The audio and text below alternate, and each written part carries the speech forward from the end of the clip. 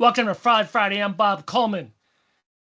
Supposedly, the largest PPP loan fraud, $93 million dispersed, netted an indictment for 4 individuals.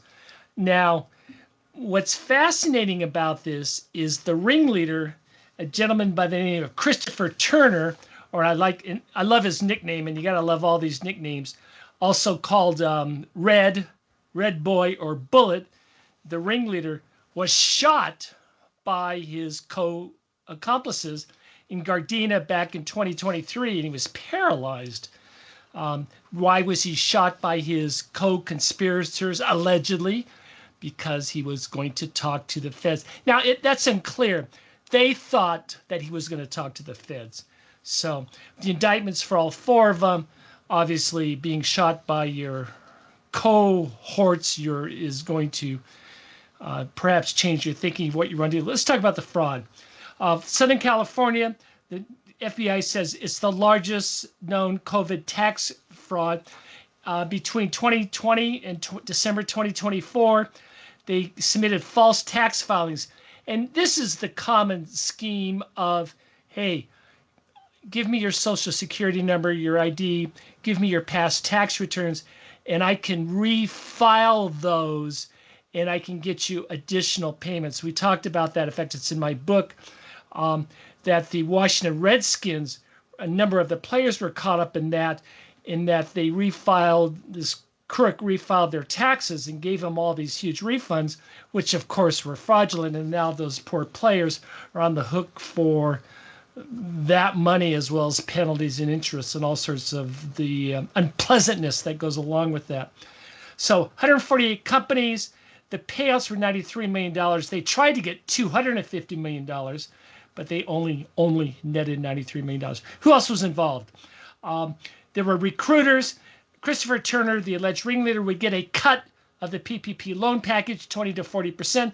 They would recruit people. They would get their IDs, say, hey, I can get you easy money, and we're going to go ahead and get this stuff. And when you get the check, I want my share. And these people went along with this scheme.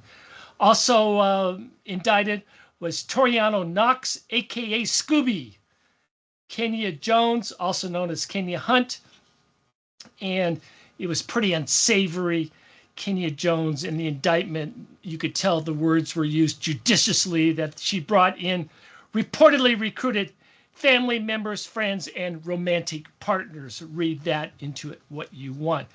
What the modus operandi was, fake companies with real business names were used to submit fraudulent filings, leading to the checks being sent to the bank accounts controlled by the crooks, by the conspirators. Kickbacks were in the 20 to 40% range. And of course, the attempted murder twist in August 2023, fearing Turner would cooperate, Knox and Jones allegedly ambushed and shot him multiple times to silence him and paralyzed him. He was shot in broad daylight, but survived the attack.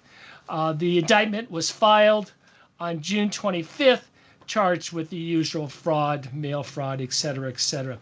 Additional charges, Knox and Jones were charged with the attempted murder, firearm violations, and of course the 20 to 30 years jail sentence hanging over the heads. This case demonstrates pandemic relief programs can be hijacked by sophisticated fraud rings. There are also ties that this is organized crime and, of course, violent conspiracies. Let's see, there was a 4th person. Oh, Joyce, they called Mrs. J of Victorville, was also a part of the role. It says less is reported, but she was charged in this scheme. The scheme masqueraded as legitimate accounting work, but beneath it was a criminal network extracting tens of millions of dollars of illicit kickbacks and capable of sending coordinated violence to hide its tracks. And the violence twist, we've seen that in a couple cases, but this one is very severe. Most of these white collar crimes are exactly that. They're white collar. But in this case, the largest, as the FBI is characterizing, the largest known fraud ring, obviously crossed the line. I want to show you a couple of things that the FBI said in the indictment that they are seizing. There's a house on 1119 Orange Street, South Orange Street in LA, and it was just listed the other day it was listed on June 21st for $2 million, and then it says the listing was removed on June 30th. So I don't know exactly what happened, but obviously the feds have seized that property. If you look at the indictment, they also seized a number of accounts with hundreds of thousands of dollars totaling. It may have been almost $1 million in cash that the feds were able to recoup. The valuation of that property is, let's see, we'll go with Redfin, 1.5 million. Who knows what the estimates were. The second property here we showed up here is on Malvern Avenue in Los Angeles. And nice house, a 1938. I love this 1938 house, and for some reason it picked up that the renovations were in 1939. So go figure that out.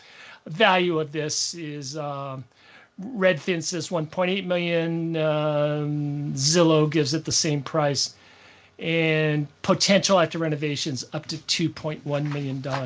Very serious charges. We don't know exactly how Red will be testifying, or if he will be testifying, but with the amount of that fraud, $93 million, that alone, they're facing extremely serious jail time. Comparable types of frauds put them in the 20+ year range, and obviously with the other two co-conspirators with the alleged murder and shooting someone and paralyzing them, that is going to give them a fairly stiff sentence if the Fed can prove the allegations. Hey, thank you for joining us for Fraud Friday. If you have a story that you'd like me to cover, please send it to you. A personal shout out, and I wish I could figure out who that person was. We just went over 1,000 subscribers on the channel. I sincerely appreciate that. I wish I could know who that person was and send them some swag, but thank you very much.